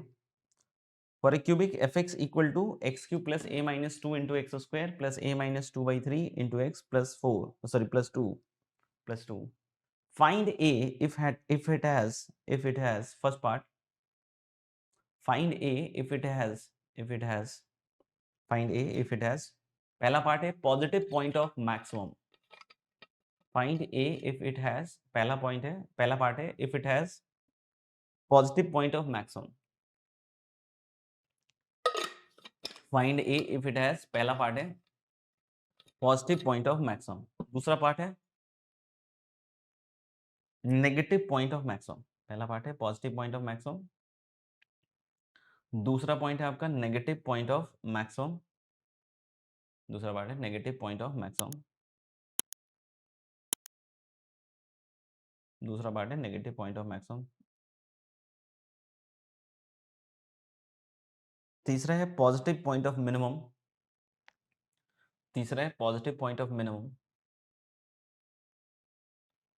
तीसरा पार्ट है पॉजिटिव पॉइंट ऑफ मिनिमम। चौथा पॉइंट है नेगेटिव पॉइंट ऑफ मिनिमम, चौथा पार्ट है negative point of minimum.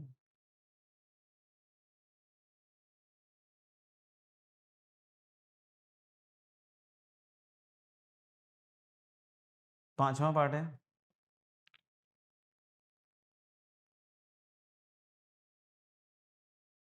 Positive point of inflection, positive point of inflection. और छठा पार्ट है नेगेटिव पॉइंट ऑफ इन्फ्लेक्शन। पांचवा पार्ट है पॉजिटिव पॉइंट ऑफ इन्फ्लेक्शन और छठा है नेगेटिव पॉइंट ऑफ इन्फ्लेक्शन। चलिए दोस्तों, तो आज आपका यहाँ पे डिफरेंशियल कैलकुलस खत्म हो जाता है, डिफरेंशियल कैलकुलस खत्म हो जाता है।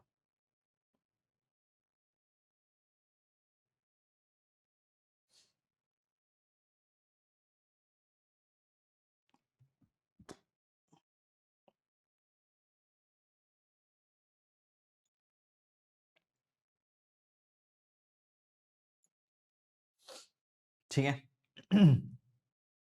डिस्कशन में आप बताइए क्या पूछना है आपको, जिस भी बच्चे को जो कुछ भी पूछना हो बता सकता है। Application of derivative, yes. हाँ, पहले तो एक्सरसाइज 5 और 6 में कुछ पूछना हो तो पहले वो बतला दीजिए, फिर एक्सरसाइज 4 डिस्कस कर लेंगे अपन। पहले तो tell me in exercise 5 and 6 कोई डाउट हो तो, और डाउट नहीं है तो पहले नो डाउट लिख दीजिए एक्सरसाइज 5 एंड 6 में।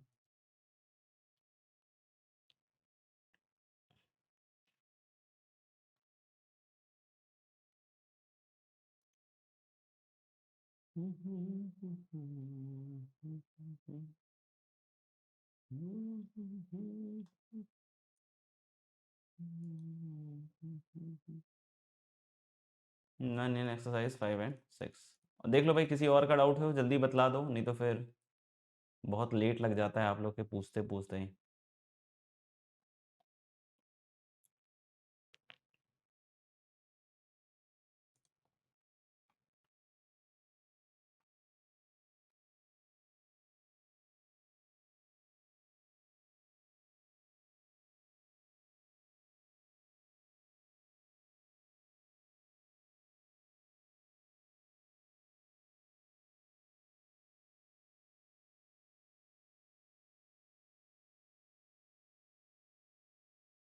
हम्म,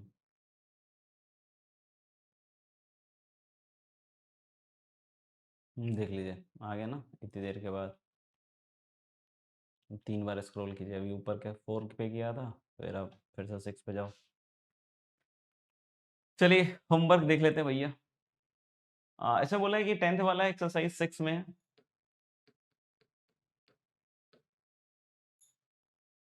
बोला है कि f of a is a, f of b is B,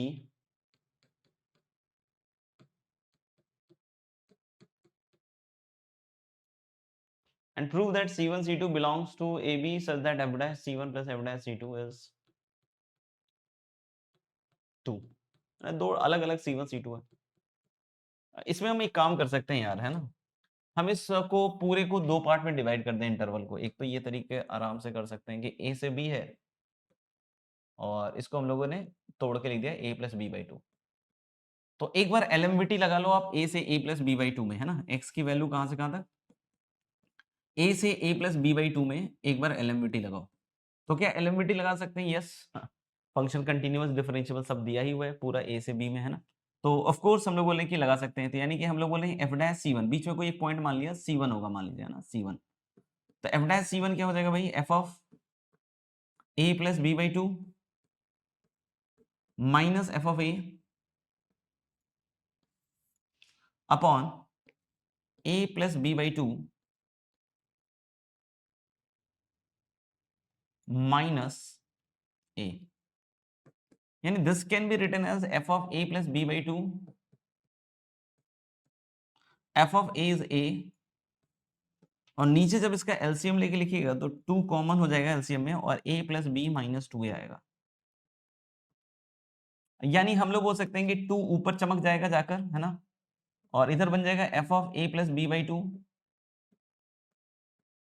minus a whole upon b minus a, है ना, ये बन जाएगा।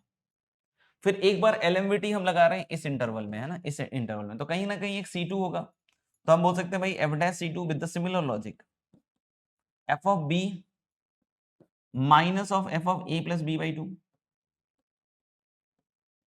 अपॉन नीचे फिर से b minus of a plus b by two, देख लो, है ना, f of b is also given to be b minus f of a plus b by two. LCM लेके फिर से लिखोगे तो 2 एक ऊपर जाएगा और नीचे आ जाएगा आपका 2b minus a minus b, that is b minus a। अब मैं क्या कह रहा हूं कि इन दोनों को ऐड कर लो, तो f dash C1 plus F dash C2 F dash C1 plus F dash C2, इनका एलसीएम सेम है b माइनस a, है ना, और ऊपर एक 2 इसमें भी है और एक 2 उसमें भी है, तो 2 कॉमन आ जाएगा, और पहले तो आएगा f of a plus b by two minus a, और दूसरा इसमें आ जाएगा आपका b minus f of a plus b by two. तो अगर आप ध्यान से देख रहे होंगे तो ये कैंसिल आउट हो जाएगा, b minus a cancel out होने के बाद ये क्या बन जाएगा 2, और यहाँ आप हेंस प्रूफ लिख सकते हैं। ये था एक्सरसाइज 6 का क्वेश्चन नंबर 10।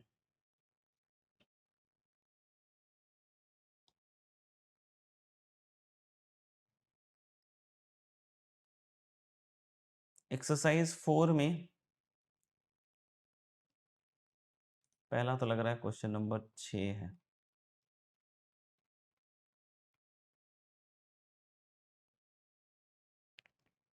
छह तो अब बता ही दिया है, रोलिस थ्योरम है, तो आप p दोनों जगह निकालिएगा, सेम वैल्यू आएगी, बात खत्म। मतलब आपको जस्ट कुछ नहीं करना है,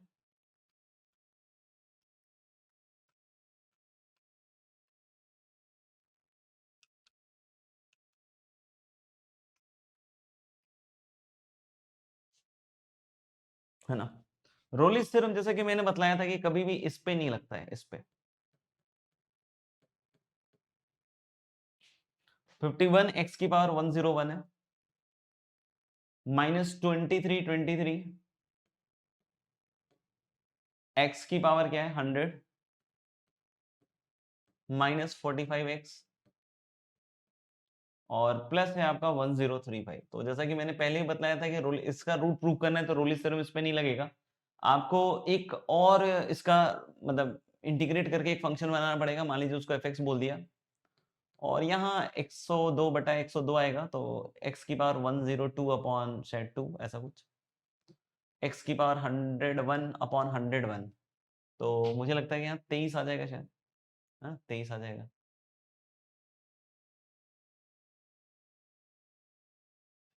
देख लो, शायद यही आना चाहिए। फिर ये 45 एक्स स्क्वायर बाई 2, अगर सब सही है तो, और प्लस 1035x। अब इसके आगे मैं कंटिन्यू इतना कर नहीं सकता हूँ, है ना, क्योंकि आपको मेहनत करनी चाहिए। मेरे ख्याल से इसके आगे जस्ट आपको क्या करना है कि दो जगह वैल्यू निकालनी है, एक तो 45 की पावर 1/100 और फंक्शन पॉलिनोमियल है, और एक 46 पे, और यहाँ पे निकाल के देखना, जो बच्चे मेहनती हैं उनको दिख जाता है कि दोनों वैल्यूज सेम आएंगी, और सेम आते ही काम हो जाएगा, है ना। ठीक है, तो ये था 6 नंबर क्वेश्चन। 6 के बाद एक है 10 का सी।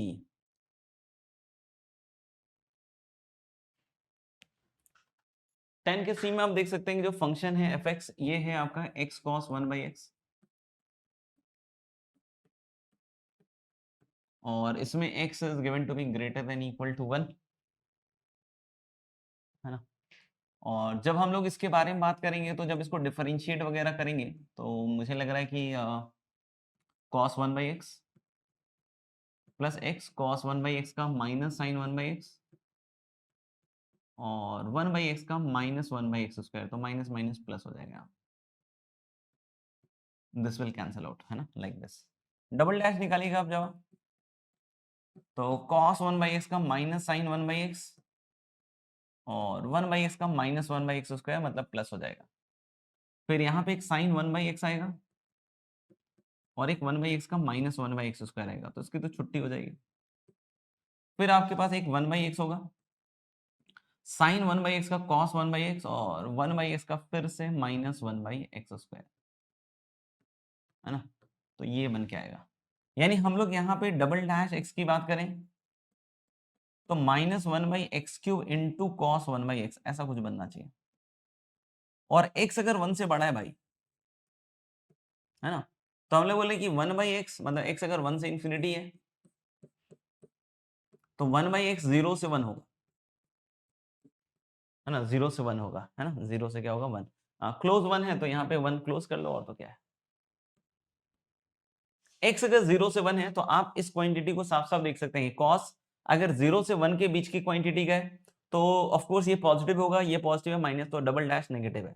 यानी हम लोग बोल सकते हैं कि f dash x is a decreasing function, f dash x is a decreasing function. अगर f डैश x एक डिक्रीजिंग फंक्शन है तो आप सोचो f dash x decreasing function है और मुझे 1 से आगे के बारे में सोचना है ना, 1 से आगे, तो इंफिनिटी पे इसकी वैल्यू कितनी आ रही है। मुझे लग रहा है कि देखो इसकी infinity value cos infinity infinity cos 0 1 और ये 0 हो जाएगा। यानी हम लोग बोल सकते हैं क्या कि limit x is approaching infinity f dash x is approaching 1, f dash x is approaching 1, है ना, दिस इज 1। और ये पार्ट में भी है, बॉम्बे वाला पार्ट भी है ना, इसका बॉम्बे वाला f dash x is strictly decreasing, वो भी आ गया है ना, f डैश x डिक्रीजिंग, तो b और d दोनों आ चुका है। यानी इसके हिसाब से अगर मैं बनाऊं तो f डैश x डिक्रीज भी कर रहा है, f डैश का ग्राफ बना रहा हूं, इंफिनिटी पे बन जा रहा है, तो मैं बोल सकता हूं ना यार कि f डैश x फिर तो थोड़ा थ्रू आउट पॉजिटिव होगा, it should be positive, it should be positive. अगर इट शुड बी पॉजिटिव तो fx has to be increasing function, fx has to be increasing function. अब मैं LMVT अगर लगाता हूं x से x + 2, ध्यान से देखना LMVT, तो मैं क्या बोलूंगा कि भाई fb - fa upon b - a must be f dash at some point c। अब अगर आप समझदार हो तो आपको दिख रहा होगा कि f dash through out decrease कर रहा है और इंफिनिटी पे 1 जा रहा है, तो f dash की लोएस्ट वैल्यू कितनी जा रही है, 1 होगी नहीं, 1 को अप्रोच करेगी, मतलब f dash हमेशा 1 से बड़ा होगा, सॉरी f dash 1 हमसे हमेशा क्या होगा, बड़ा होगा। अगर f dash 1 से बड़ा है तो इसका क्या मतलब हुआ कि fx + 2 - fx is going to be greater than 2, fx + 2 - fx has to be greater than 2, है ना। तो इसलिए हम लोग बोले इसका सी ऑप्शन तो सही होगा बट ए ऑप्शन इसका रॉन्ग होगा, तो the answer must be b c d. तो ये 10 का सी हो गया और इसका शायद एक 18 नंबर सवाल भी है लाइन में, हाँ 18 के बाद 20 भी है।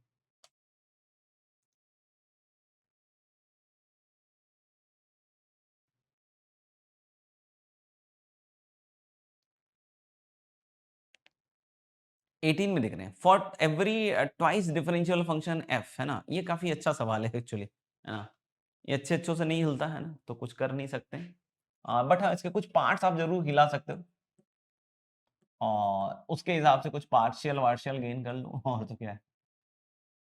f इज फ्रॉम R2 - 2 से 2 विथ f0 का स्क्वायर प्लस f डैश 0 का स्क्वायर इक्वल टू 85, ऐसा कुछ दिया हुआ है ना, ऐसा कुछ दिया हुआ है। अब which of the following is correct, है ना।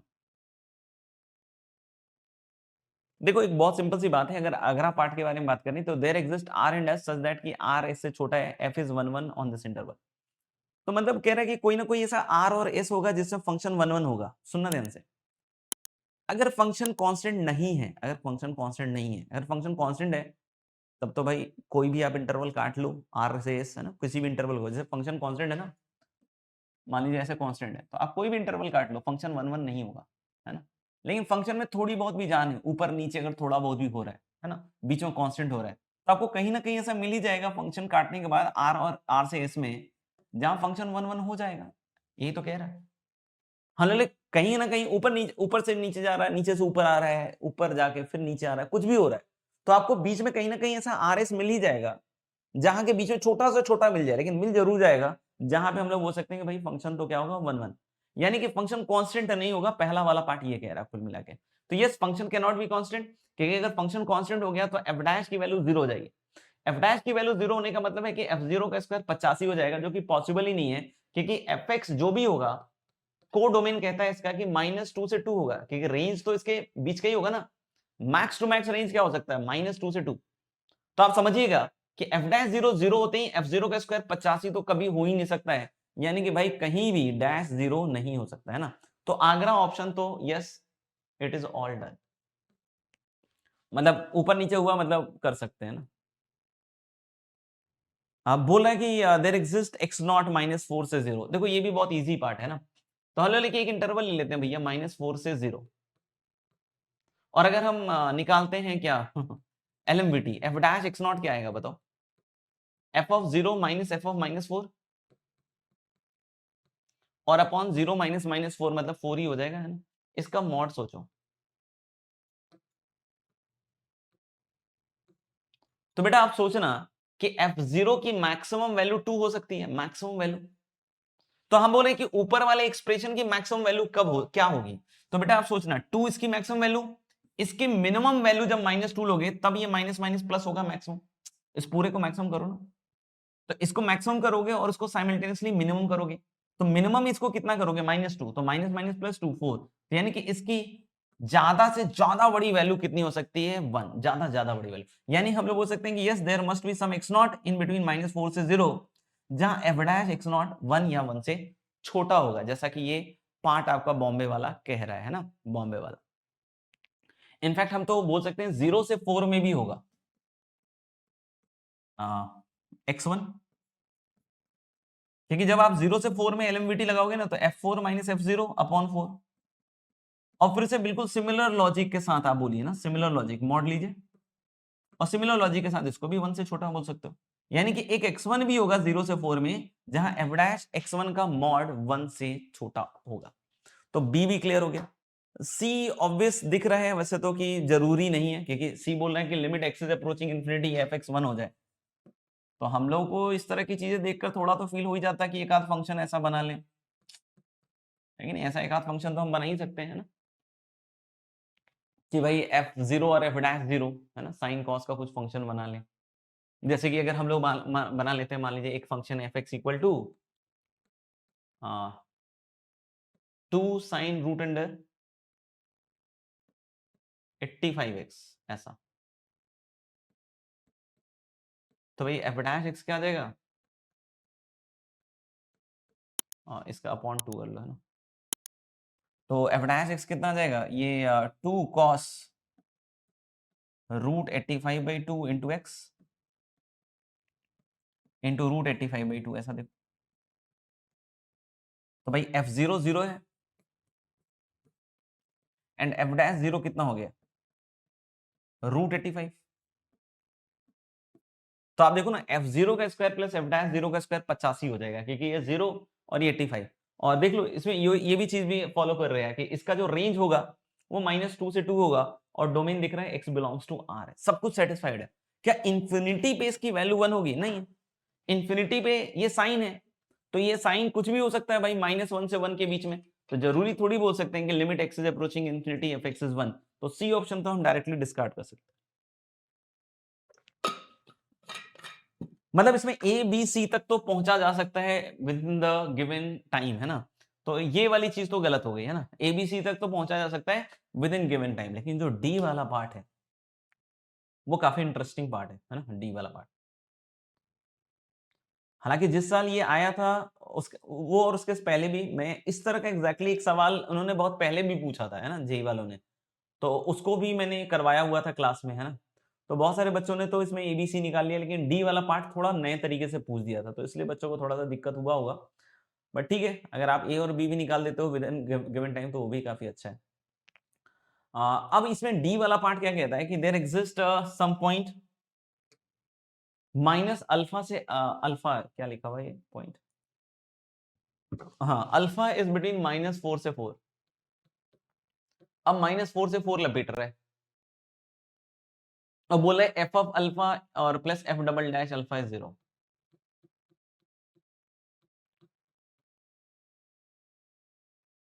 And f dash alpha not equal to 0, ये ऑप्शन। ये एक्चुअली काफी अच्छा पार्ट है इसका, है ना। ये जो डेटा दिया हुआ ना f0 का स्क्वायर और इस तरह का, तो इसके हिसाब से एक नया फंक्शन हम मान रहे हैं।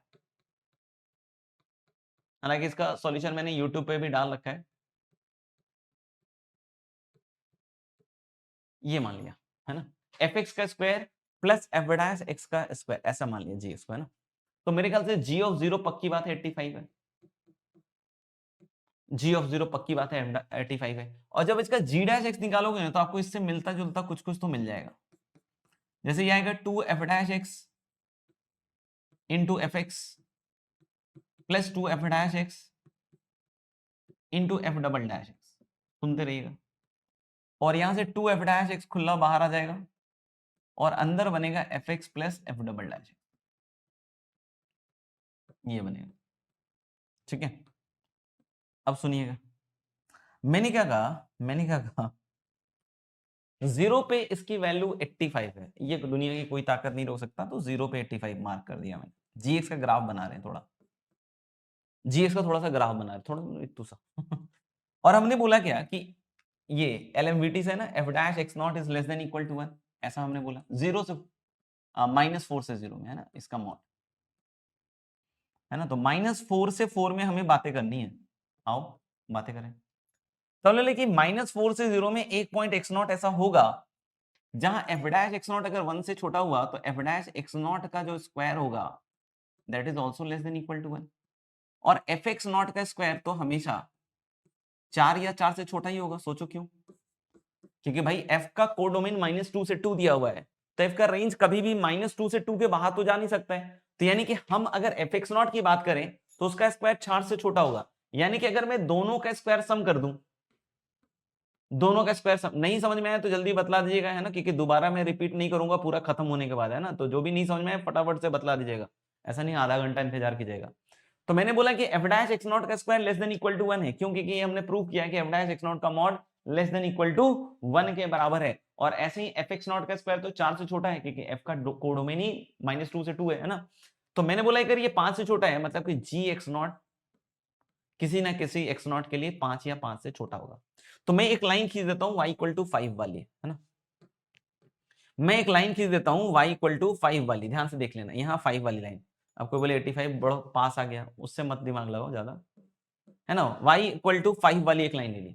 तो मैं बोला हूं कि x नॉट पे वैल्यू इस लाइन से नीचे आएगी, कहीं भी आएगी, नीचे आएगी, या फिर इस लाइन पे आ सकती है मैक्स टू मैक्स, है ना। तो हमने बोला कि भाई यहाँ पे वैल्यू ये आएगी, ठीक है। और ऐसे ही मैंने आपको ये भी दिखाया कि 0 से 4 में भी एक पॉइंट x1 है जहां पे f डैश x1 भी 1 से छोटा है, ये भी दिखाया मैंने, है ना। जैसे x0 था वैसे x1 है। तो हमने बोला कि x1 पे भी वैल्यू फिर g की तो 5 से छोटी आएगी। सेम लॉजिक कि जैसे यहां भी f डैश x1 का स्क्वायर 1 से छोटा होगा, f ऑफ x1 का स्क्वायर 4 से छोटा होगा, यानी कि हम लोग बोल रहे हैं g ऑफ x1 भी 5 या 5 से छोटा होगा। सेम होगा ये नहीं कह रहे हैं, जो भी होगा 5 से छोटा होगा। एग्जैक्ट सेम हाइट जरूरी नहीं है भाई, है ना। ये थोड़ा ऊपर नीचे हो सकता है, जैसे कोई बोले यहां हो जाए। तो मैंने क्या कहा कि अब सुनना, इसका सिंपल मतलब है कि यहां से अगर ग्राफ में चालू करता हूं, तो यहां से ग्राफ जाने के बाद हो सकता है यहां पे मैक्सिमम लेते हुए नीचे आए। कोई बोले नहीं नहीं सर, ऐसा भी तो हो सकता है ना कि यहां से ये जाए और ऊपर जाके फिर इधर से ले। या फिर कोई बोले नहीं नहीं सर, ये ऐसे ही चला गया और इधर से ये जाते हुए इधर गया। आप देखो कोई भी केस बनाइएगा, इसके ऊपर जाएगा पहले ग्राफ और फिर नीचे आएगा कहीं ना कहीं, क्योंकि 85 पे वैल्यू 0 पे तो लेगा ही लेगा। तो मैक्सिमा तो जीएक्स का बनता ही है बॉस, मैक्सिमा जीएक्स का बनता ही है। अगर मैक्सिमा जीएक्स का बनता है तो नेसेसरी कंडीशन क्या होगा कि there must be some alpha between -4 से 4 जहां पे जी डैश अल्फा को 0 होना पड़ेगा। नेसेसरी कंडीशन है ना, नेसेसरी कंडीशन तो फॉलो होना पड़ेगा। यानी जी डैश अल्फा अगर 0 हो रहा है बॉस, तो यानी ये चीज पूरी 0 होगी, ये पूरी चीज। यानी हम लोग बोल सकते हैं यहां से क्या, 2 छोड़ दो आप, तो f dash alpha into f alpha plus f double dash alpha has to be 0। ये 0 होना पड़ेगा, ये 0 होना पड़ेगा। क्या यहां तक के कंक्लूजन से आप सभी सहमत हैं? क्या यहां तक के कंक्लूजन से आप बच्चे सभी सहमत हैं कि कहीं ना कहीं जी को मैक्सिमम लेना पड़ेगा, यानी कि जी डैश एक्स को 0 होना पड़ेगा, और वो अल्फा मान लिया मैंने कोई पॉइंट बीच में, इधर जो भी पॉइंट्स है ना, तो ये चीज होनी पड़ेगी। क्या क्लियर है सबके लिए? देख लेना। अगर अब हम बोलते हैं क्या कि अगर इन दोनों का प्रोडक्ट 0 है, तो अब कोई बोले कि अरे सर एफ डैश अल्फा 0 हो गया, मान लीजिए एफ डैश अल्फा 0 हो गया सर, सुनना ध्यान से, तो वहां पे जी ऑफ अल्फा की वैल्यू क्या आएगी? सुनना, अगर एफ डैश अल्फा तुमने बोला कि उसके कारण 0 हो रहा है, तो जी ऑफ अल्फा की वैल्यू आएगी एफ ऑफ अल्फा का square plus F dash alpha का स्क्वायर। एफ डैश अल्फा 0 है बच्चों, तो एफ ऑफ अल्फा स्क्वायर ही बनेगा ये तो, और एफ ऑफ अल्फा ज्यादा से ज्यादा 2 हो सकता है या -2 लोएस्ट में, तो इसका स्क्वायर ज्यादा से ज्यादा 4 हो सकता है। अब सुनना, बहुत इंपॉर्टेंट बात आ रही है यहाँ पे। तो मैंने क्या कहा कि जी ऑफ अल्फा निकाला, F of alpha square, F dash alpha square, और किसी ने बोला भाई साहब एफ डैश अल्फा मान लीजिए 0 होता है ना, क्योंकि प्रोडक्ट 0 है, कोई बोल दे कि हाँ यार एफ डैश अल्फा 0 है, तो एफ डैश अल्फा 0 है, तो f of alpha square maximum 4 हो सकता है, मतलब जी ऑफ अल्फा मैक्सिमम 4 हो सकता है, जो कि देख सकते हो आप कि अगर मान लो अल्फा यहां अकर कर गया, तब तो 85 तो जी ऑफ अल्फा होना ही पड़ेगा। कोई बोले कि नहीं नहीं sir g of alpha alpha ये वाला है, तो भाई ये तो 85 से ऊपर आ रहा है और इधर ही 85 से ऊपर आ रहा है, और कोई बोल रहा है कि यहाँ पे तो सर 4 से ही छोटा आ रहा है, तो यानी एक पक्की बात बताता हूं आपको कि f dash alpha must be non zero, ये 0 नहीं हो सकता फिर, क्योंकि इसके हिसाब से तो जी अल्फा बेचारा 4 से नीचे जा रहा है ना, जबकि हम देख रहे हैं कि जी अल्फा जहां भी मैक्सिमम ओकर कर रहा है वो 85 या 85 से ऊपर की हाइट लेगा, तो यानी कि f dash alpha non zero है, तो इनका प्रोडक्ट 0 है और f dash alpha non zero है, इसका मतलब पक्की बात है भाई कि f alpha plus f double dash alpha has to be 0, तो इसलिए डी ऑप्शन भी करेक्ट है। क्या क्लियर है भाई? चलिए, तो आज के लिए बस इतना ही डिस्कशन रखते हैं, बाकी हम लोग अगली क्लास में 18 के आगे डिस्कस करेंगे। आप में से किसी बच्चे ने 20 नंबर पूछा है, वैसे तो 4-5 सवाल बाकी रह गए, ठीक है ना? बाकी आप मैक्सिमम मिनिमम में कर लीजिएगा, एक्सरसाइज 1 तो कर ही लीजिएगा, क्या हो पाएगा? एक्सरसाइज 1, हाँ 24 सवाल हो जाने चाहिए ना एक्सरसाइज 1 होमवर्क में। एक्सरसाइज 1 मैक्सिमम मिनिमम कंप्लीट कर लीजिएगा।